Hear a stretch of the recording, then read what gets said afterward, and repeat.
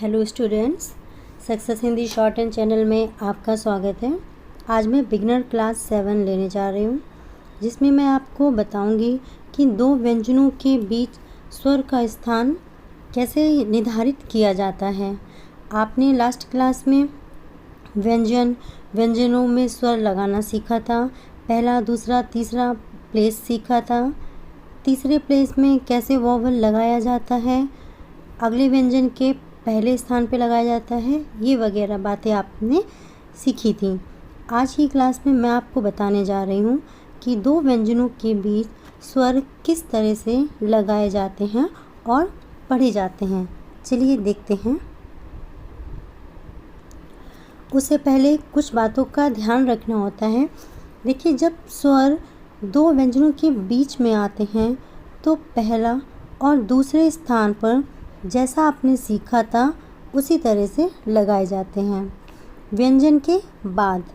लेकिन अगर स्वर तीसरे स्थान पर आता है तो पहले व्यंजन के तीसरे स्थान पर ना रखकर आगे वाले व्यंजन के तीसरे स्थान के पहले रखा जाता है। तो चलिए आइए मैं ये बताती हूँ कि किस तरह से इसको लगाते हैं। आपको ये अच्छे से पता है कि वॉवल लगाने से पहले ये पहला, दूसरा, तीसरा 3 स्थान होते हैं, 3 डॉट होते हैं मात्राओं में और 3 डैश होते हैं।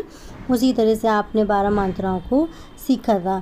देखिए, पहला और दूसरा जो स्थान स्वर का होता है उसमें आपको कोई भी प्रॉब्लम नहीं होती है। लेकिन तीसरा स्वर यानी तीसरा स्वर आप जानते हैं कि कौन सा होता है। ई का, ऊ और ऊ का वॉवल होता है।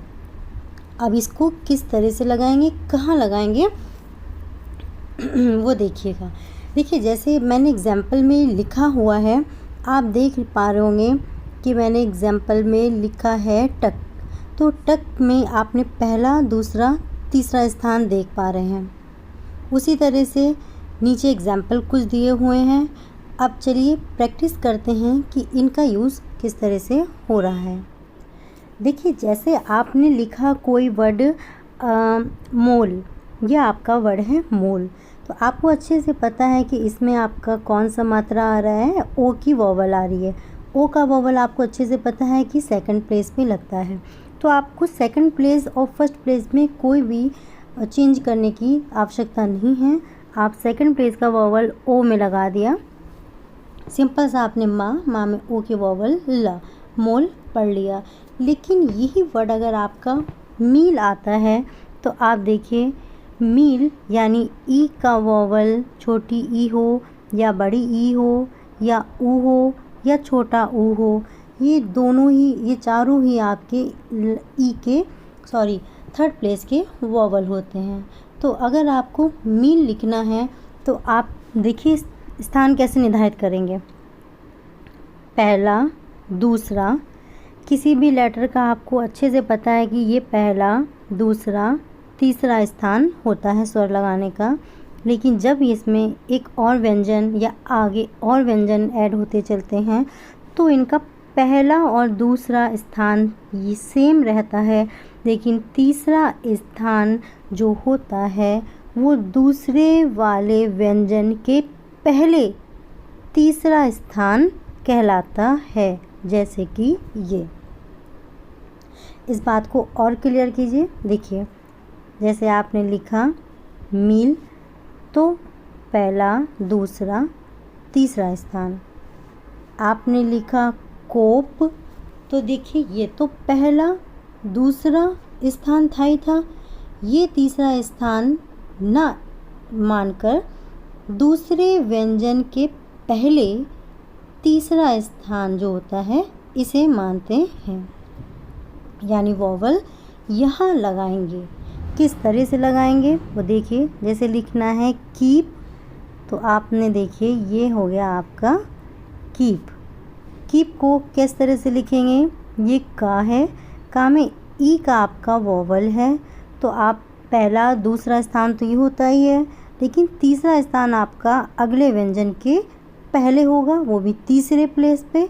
तो आपने क्या किया, कीप लिखने के लिए यहाँ पर ई का वॉवल लगा दिया।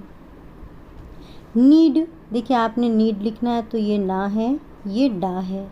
थर्ड प्लेस का वोवल है ई और ऊ, तो देखिए ई का वोवल आप दूसरे व्यंजन के पहले तीसरे स्थान पर लगाएंगे।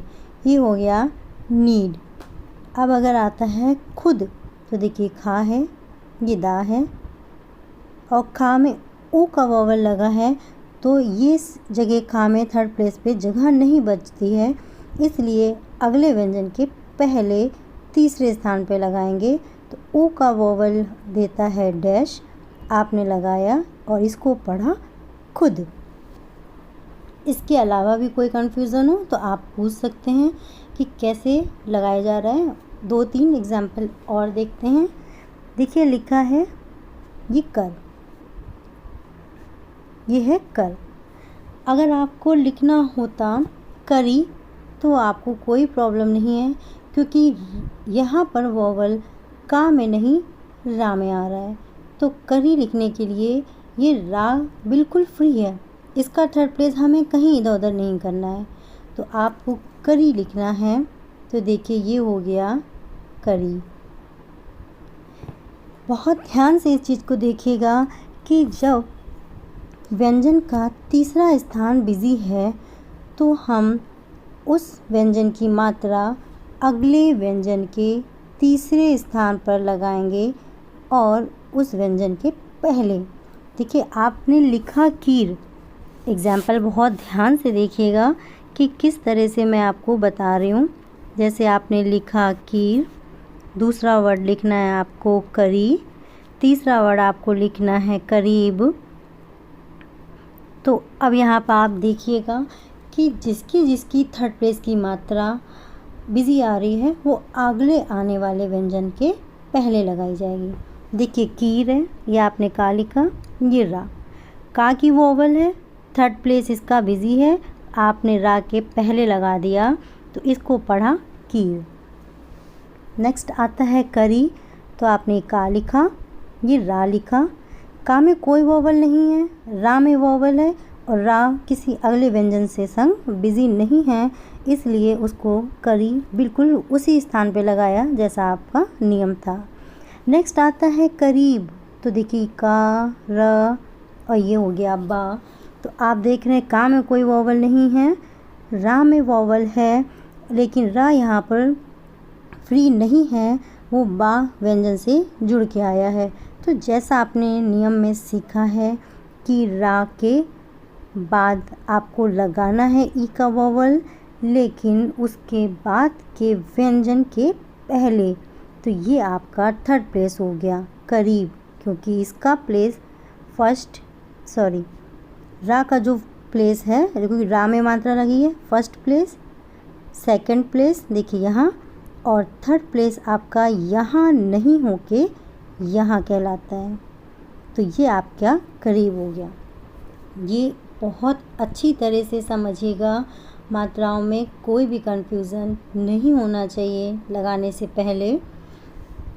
मैं आपको नेक्स्ट क्लास में इसके और कुछ वर्ड्स बताऊंगी, जिससे आपकी बार बार अच्छी से प्रैक्टिस हो सकेगी। आज के लिए धन्यवाद।